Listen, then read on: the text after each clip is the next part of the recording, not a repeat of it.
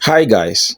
All right, this is how the PDP stakeholders and the APC and the rest of the political parties dismissed the capability and the competency of His Excellency Mr. Peter Obi, saying he doesn't have structure and the rest of them. But today, he is the man who everybody is now looking up to, saying all good things that he's the best person for the country, Nigeria. So let's listen and see and understand how they dismiss and friend, the former governor of Anambra State, and the former vice presidential candidate of our political party, Peter Obi. Peter Obi is one of the finest Nigerians who is intellectually mobile and administratively sagacious. He is a great Nigerian, and by the grace of God, he has the potential of being a great president in the nearest future. I celebrate you, Peter Obi, and I celebrate your movement for a new Nigeria. I celebrate your conscientization of the Nigerian youth and public on governance and building a new Nigeria.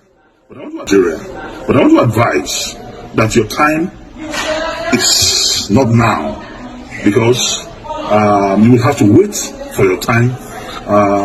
I've listened to your postulations, I've listened to your arguments, I've listened to your deliveries, I've listened to your campaigns, and I can say that 90% of your campaign is dwelling on reducing the cost of governance.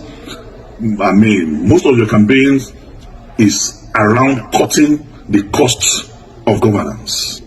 And I want to tell you that the problem of this country is beyond just cutting the cost of governance. The problem of this country is beyond reducing the cost of governance. I'm not saying that is deceptive, I'm not saying it's pretentious, but I'm telling you that it is less than 1% of our national problem. Beyond cutting the cost of governance, and I want to say that cutting the cost of governance, you don't need to be a president to cut the cost of governance.